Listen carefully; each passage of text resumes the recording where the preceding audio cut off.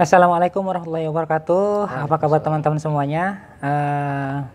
Senang sekali saya Surya bisa kembali bersama teman-teman semuanya di DDP Dengar-Dengar Podcast. Dengar-dengar, dengar-dengar, dengar-dengar. Di kali ini kita akan mencoba ngobrolin ya. Mencoba membicarakan tentang sesuatu yang mungkin ya bagi sebagian orang ya heran aja sih, kok bisa gitu, masa sih gitu ya. Ya tema kita kali ini adalah tunanetra kuliah siapa takut. Nah, ya saya harapkan teman-teman disabilitas khususnya para disabilitas netra bisa mengambil manfaat dari obrolan kita pada hari ini, khususnya yang sudah mau melanjutkan ke perguruan tinggi ya. Ya, bersama saya sekarang sudah ada Mas Indra Jaya ya. Halo. Yang ya dengar-dengar aja nih ya, dengar-dengar ini coba dengar-dengar aja nih. Iya. Ya, Mas Indra Jaya ini katanya baru saja menyelesaikan kuliah ya di IAIN apa ya? Di AIN ya? IAI Darussalam Martapura Iya, Kalimantan Darussalam Selatan. Martapura. Iya. Iya, apa kabar nih Mas Indra? Alhamdulillah baik. Kabar Mas Farid sendiri gimana Ya, kabarnya? alhamdulillah baik. Alhamdulillah. Ya, ini coba mau nanya-nanya aja Mas Indra ya soal kuliah nih ya kan. Iya. Ya kan ini kawan-kawan yang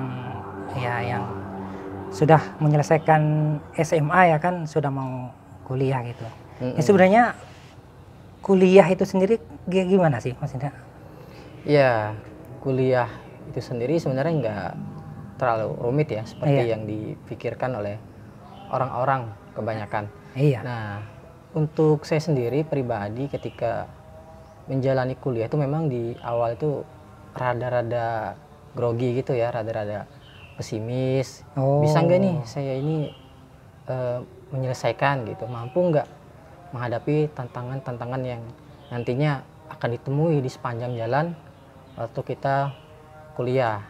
Nah, terutama yang paling saya khawatirkan itu adalah sosialnya sih, pergaulannya, teman-temannya gitu. Sih, kita kan sebagai disabilitas ya wajar aja sih. Terus gimana? Ya, kemudian ya saya jalani gitu kan, setelah saya lolos tes penerimaan mahasiswa baru di September 2016 saya kuliah.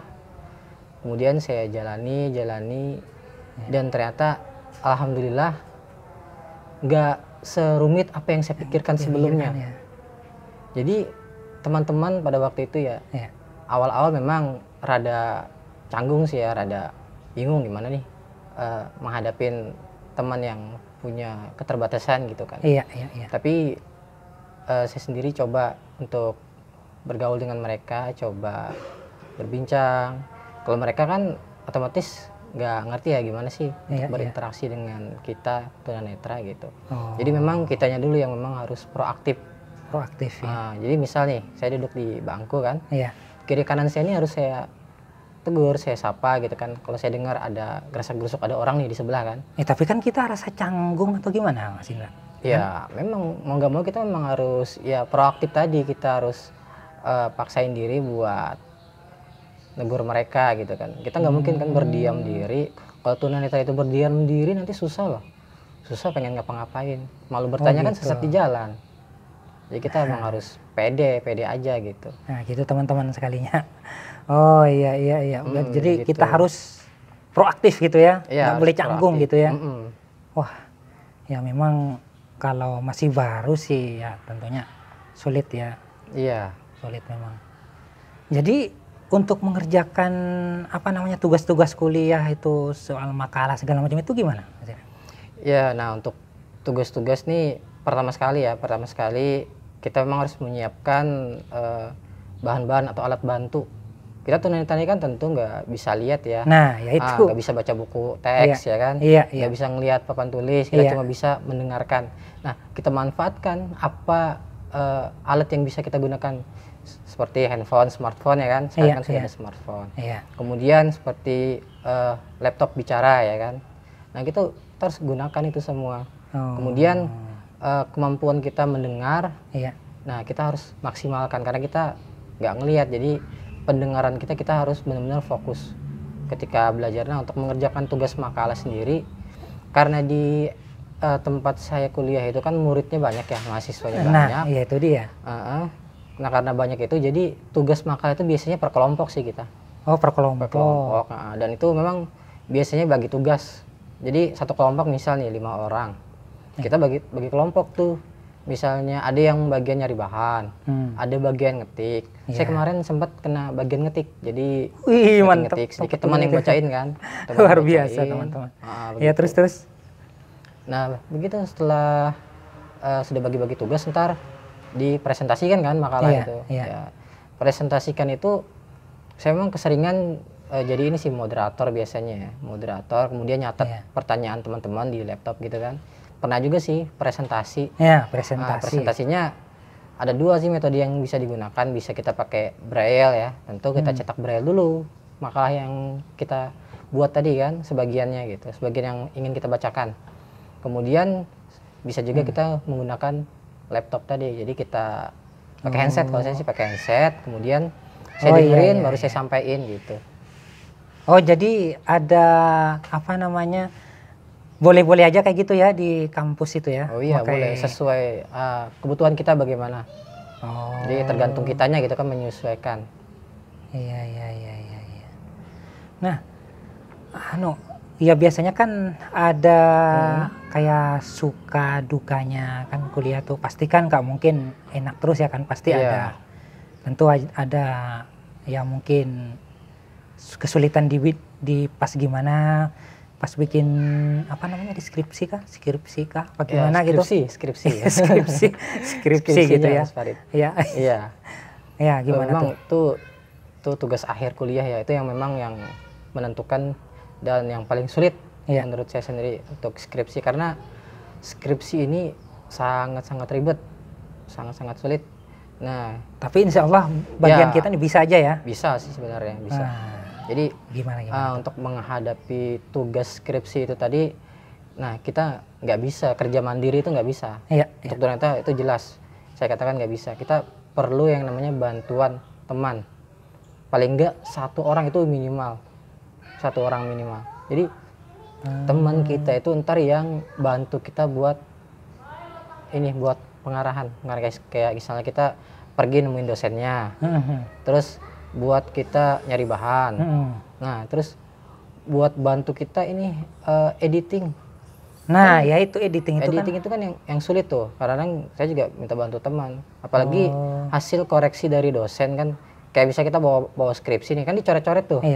Dicoret-coret mana yang perlu dibenerin kan. Nah, untuk mengetahui mana yang dibetulin, itu kita perlu teman yang ikut kita ketika kita konsultasi skripsi. Jadi kita jangan sendiri. Oh, jadi ada aja teman-teman yang mau membantu Mas? Iya, ada. Alhamdulillah saya punya teman ya.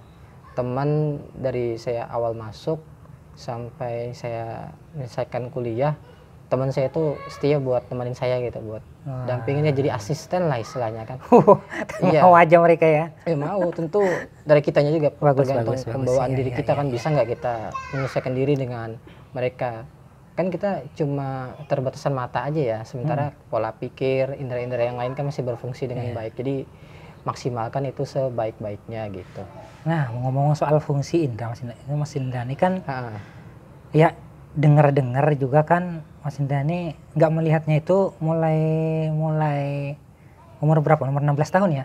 Iya. Dengar-dengar ya? Saya nggak ngelihatnya itu umur 16 tahun, tepatnya di tahun 2008 Mas Farid.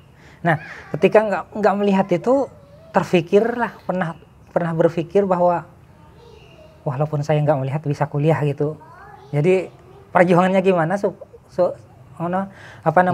bisa supaya bisa kuliah gitu? Gimana tuh? Nah, dulu awal-awal saya nggak ngelihat itu kan di 2016, waktu itu saya masih SMP. 2008 itu ya? Saya masih SMP, usia 16 tahun. Masih remaja banget tuh. Nah, waktu itu awal nggak ngelihat, bisa dibilang hampir-hampir patah semangat pada waktu itu. Ya namanya kita masih usia remaja kan, masih hobi pacaran. Iya, masih senang-senangnya bermain gitu ya. Iya, terus pacaran gitu lah. Tapi saya belum pernah pacaran sama seorang Iya, dulu. iya. Ya, terus. Nah, jadi di keadaan pada waktu itu tentu saya mengalami yang namanya down gitu kan, galau sudah gitu pasti ya. itu. Terus. Jadi saya memang pada waktu itu yang namanya keadaan seperti ini kan sudah berobat juga nggak ada hasilnya. Iya. Jadi cuma bisa pasrah. Saya berdoa gitu kan, mudah-mudahan diberi jalan keluar. Nah, alhamdulillah di tahun 2009 itu saya dibantu gitu kan berobat ya. Dibantu berobat ke Surabaya sampai ke 2000 berapa? 2009. 2009. 2019 maksud saya. Ya, terus. Nah, di 2009 itu saya dibantu berobat ke Surabaya sampai ke Jakarta. Kemarin yang bantu kan ada 2 tuh, dari Kaltim Pos sama Pemko Samarinda. Oh, alhamdulillah. Jadi masih ada ya lah. Ada yang bantu kemarin. Itu di 2009 ya.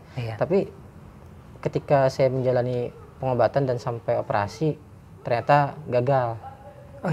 Saya gagal operasi, ya tentu saya down lagi gitu kan. Down lagi, cuma saya tetap dikasih semangat kemarin juga. Sama keluarga, sama teman-teman disupport. Akhirnya saya bangkit lagi, sekolah lagi, tapi di SLB saya waktu itu kan. Di SLB. Iya, di Samarinda itu di SLB SMP LB Rui Rahayu. Nah, saya sekolah di sana. Kemudian di tahun 2011, itu kan saya sekolah 2010 ya, masuk lagi. Di 2011-nya saya pergi lagi ke Kalsel, Kalimantan Selatan, di PSBN Fajar Harapan. Nah, saya SMA lagi di sana. Saya SMA, kemudian saya lulus. Nah, itu saya sempat vakum sih 2 tahun ya. Sempat vakum itu. Tapi memang ada niat untuk kuliah ya, walaupun vakum memang mulai dari SMA itu udah kuat banget nih. Saya pokoknya harus bagaimana caranya buat merubah nasib saya gitu kan. Iya. Jadi sempat vakum itu 2 tahun itu juga nggak berdiam diri, juga terus berpikir, terus nyari-nyari informasi juga kan untuk persiapan saya menghadapi kuliah nanti. Alhamdulillah di 2016, dan kuliah itu kan saya biaya sendiri ya, dibantu sebagian dibantu keluarga, terus sebagian dana saya sendiri. Alhamdulillah saya kuliah 2016 masuk, walaupun perjalanannya memang lumayan berat, tapi setelah dijalani alhamdulillah saya bisa lulus dengan ya nilai yang lumayan lah, bisa dibilang 3,25 ya IPK-nya. Biasa walaupun nggak sampai komlut ya seperti ya teman-teman di Jawa gitu kan. Cuma alhamdulillah nilainya bisa dibilang cukup memuaskan begitu. Terus ada niat lagi kah untuk melanjutkan ke S2, S3, S4 dan sampai S7, S8? Ya kalau memang ada kesempatan, terus rezekinya juga ada, pengen sih sebenarnya kita meningkatkan pendidikan kita lagi, meningkatkan kualitas kita lagi kan dengan masuk ke tingkat pasca sarjana gitu ya. S2, S3. Ya, S4 nggak ada S4 ya? S4 nggak ada, S-Doger aja kali yang ada ya. Aduh, jadi haus ini ngomong S-Doger. Kalau ada yang ngasih minuman dingin enak ya. Kan iya, betul. Siapa tahu teman-teman ada yang mau ngasih minuman. Iya. Mas Indra, kan ini waktunya sudah hampir sampai ya kan. Jadi ya siapa tahu ada pesan-pesan buat teman-teman semuanya ya, khususnya yang mau melanjutkan ke perguruan tinggi gitu ya. Ya, silakan Mas Indra. Ya, jadi buat teman-teman ya yang mungkin masih SMA atau yang masih sekolah, yang ingin melanjutkan ke perguruan tinggi, pesan saya, kalian kuatkan niat, kuatkan tekad. Karena kuliah yang kalian hadapi itu cukup berat tantangannya, karena kalian mau nggak mau harus berbaur dengan orang umum. Tapi yakin bisa ya? Tapi yakin bisa. Pertama itu memang niat, tekad itu harus kuat, harus bulat. Kemudian yang kedua, kalian siapkan ilmu kalian. Jadi di sini kalian jangan malas belajar. Itu intinya ya, jangan malas belajar gitu ya. Kita nih belajar nggak seperti orang umum. Kita perlu orang, mungkin ini istilah aja ya, orang awas itu belajar mungkin selangkah, kita perlu 2-3 langkah. Kita nggak cukup jalan selangkah, kita perlu 2-3 langkah. Karena langkah kita itu nggak sama dengan langkah mereka gitu. Langkah mereka lebih panjang, langkah kita lebih pendek. Jadi kita semangat aja ya, bisa melakukan itu ya. Iya. Terus kedua ya. Nah, yang ketiga, Ini kalau yang misalnya nggak dapat beasiswa ya, kalian siapkan materi tentunya ya, materi. Nah, kalau punya mungkin yang ikut atlet kayak olahraga ya, kalau bisa uangnya ditabung buat menempuh pendidikan lagi kan, karena kuliah ini jangka panjang ya, jangka panjang. Apalagi kalau kalian sampai nanti bekerja kan bermanfaat tuh. Nah, itu aja sih pesannya. Oh iya. Niat yang pertama kan, niat tekad harus kuat. Kedua, ilmunya, kesiapan dirinya kan. Iya. Terus yang terakhir, materi yang mendukung juga. Nah, yang terakhir nih, jangan lupa untuk bersosial dengan teman-teman. Kalian jangan minder, jangan merasa minder, jangan merasa nggak ada yang peduli dengan kalian. Pokoknya kalian harus berani membuka diri dengan teman-teman supaya nanti teman-teman itu terbuka juga dengan kita, care juga, peduli juga dengan kita. Jadi kadang-kadang kita juga yang membuat teman-teman awas itu gimana gitu ya. Iya. Memang dari kitanya harus support. Iya sih, betul. Supaya teman-teman itu nantinya nggak sungkan-sungkan buat nolongin kita, karena di kuliah itu memang yang paling berperan penting itu adalah teman-teman, selain daripada diri kita sendiri kan. Iya. Teman-teman, coba kalau teman-teman yang nggak peduli, kita di kampus mau ngapain coba? Mau ke WC kan nggak ada yang nganterin. Itu. Mau ngapain nggak bisa. Maka kita pulang. Banyak yang mau dituju ya kan, menuju ruang ini, ruang itu, ya, ruang itu kantin. Perlu teman. Makanya di situ kita harus berani membuka diri, berani bersosial tadi. Ya mungkin itu aja pesan-pesannya buat teman-teman. Iya. Dan buat teman-teman yang saat ini mengalami musibah ya, khususnya di Kalimantan Selatan ini ya.